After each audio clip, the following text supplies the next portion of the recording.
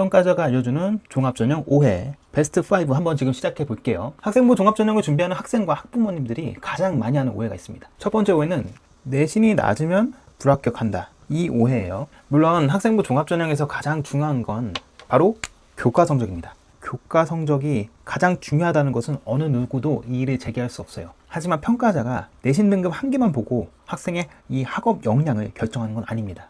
A라는 학교가 있고 B라는 학교가 있습니다. A라는 학교에서 원점수를 90점 받은 학생이 있고요. B라는 학교도 원점수를 90점 받은 학생이 있어요.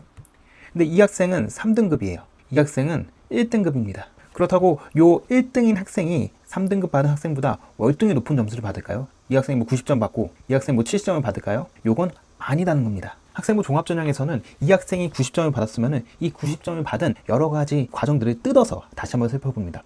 A라는 학교는 그러니까 시험 본 학생들 평균이 85점이네. 그리고 표준 편차가 6이네. 근데 B라는 학교는 평균이 70점이네. 표준 편차가 15네. 이 숫자 수는 동일해요. 이렇게 놓고 봤을 때는 오히려 A라는 학교에서 90점을 받고 3등급을 받은 학생이 종합전형 측면에서는 더 높은 평가를 받을 수도 있습니다. 학생부 종합전형에서 바라보는 내신은요. 첫 번째는 원점수예요. 과목에 시험 본 학생들의 평균, 그 다음에 표준 편차죠. 표준 편차는 평균에서 원점수가 어느 정도 떨어져 있는지를 보는 거죠. 숫자가 낮을수록 대체적으로 학생들 수준이나 과목의 난이도가 어렵다고 이렇게 판단할 수 있어요. 그 다음에 이 숫자 수도 보고요. 세특에서 나온 학생들의 참여 과정들, 발표나 토론이나 혹은 수행평가에서 어떻게 참여했는지 이런 것들도 종합적으로 다 보고 있습니다. 그래서 내신 하나만 보고 불합격을 한다라고 하는 것은 틀린 말이에요. 내신이 4등급이다, 3등급이다 이런 게 중요한 게 아니라 말씀드린 것처럼 이 내신에 받기까지의 여러 가지 과정들과 세부적인 요소들을 같이 평가를 한다. 물론 내신 등급이 높을수록 원점수나 평균이나 세특 이런 것들이 우수할 가능성은 높지만 이게 절대적인 원칙은 아니다라는 점을 다시 한번 말씀드리겠습니다. 두 번째입니다.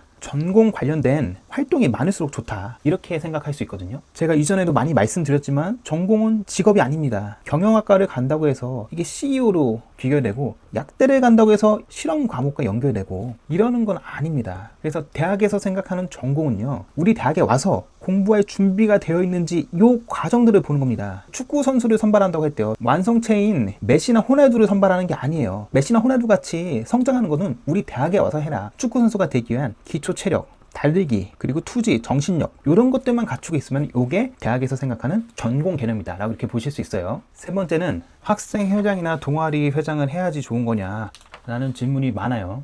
우리가 학생회장이나 동아리는 이 공식적인 직책이죠. 이 직책이 있어야지 공동체의 역량이 높은 거냐, 논란의 여지가 조금 있긴 해요. 직책이 있으면 공동체 역량이 높을 가능성은 충분합니다. 하지만 이게 전부는 아니에요. 학교도 하나의 공동체고 여러 가지 역할들이 있어요. 만약에 내가 회장이나 부회장을 하면 이런 역할들을 맡을 기회가 많아집니다. 근데 회장이나 부회장을 하지 않고 일반적인 학생이라면 이런 기회적인 측면에서는 부여받는 기회가 적어요. 회장이나 부회장을 함으로써 이런 공동체 역량에 기여할 기회가 한 5가지 받는다면 일반 학생은 2가지 정도 기회를 받을 수 있죠. 그렇다고 우리가 회장이나 부회장을 못한다고 해서 아쉬워할 필요는 없어요. 본인 스스로 조금만 찾고 노력한다면 충분히 회장이나 동아리 회장에 버금갈 수 있는 그런 주도적인 역량적인 부분들을 찾을 수 있습니다. 근데 이거는 본인이 조금 부지런하고 좀 적극적이어야 돼요. 그런 성향을 가지지 못한 학생들, 내가 성향이 적극적이다 그리고 주도적이다 이러면은 반장 부반장 안 해도 괜찮습니다. 하지만 내가 내성적이고 소극적이다, 어디에 나서기 좀 힘들다 하면은 직책을 가지는 것도 내 공동체 역량을 드높일 수 있는 한 가지 방법이라는 점을 말씀드리겠습니다. 자, 네 번째,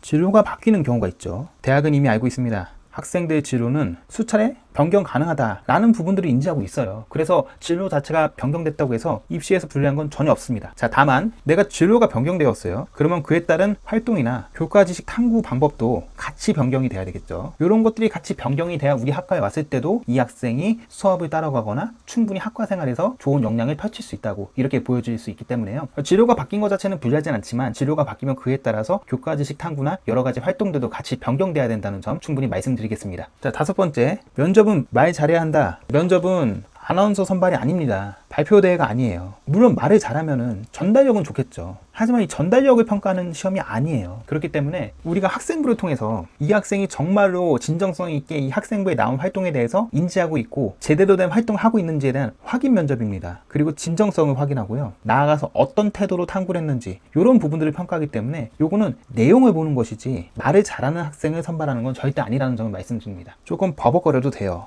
오케이. 발음이 조금 안 좋아도 괜찮아요. 하지만 내용이 부실하면 안 돼요. 이 내용적인 측면, 심지어 울면서 떨면서 그래도 내용적인 측면에서 모든 부분들을 다 정확히 얘기하는 학생 있잖아요. 이 학생과 내용적인 측면도 완벽하고 발음까지 완벽한 B 학생을 놓고 보면 점수 편차는 없습니다. 똑같이 점수를 줘요. 그래서 면접은 내용을 평가하는 것이지 이 학생이 말을 유창하게 잘하는 것을 평가하는 건 아니다라는 점을 말씀드리겠습니다.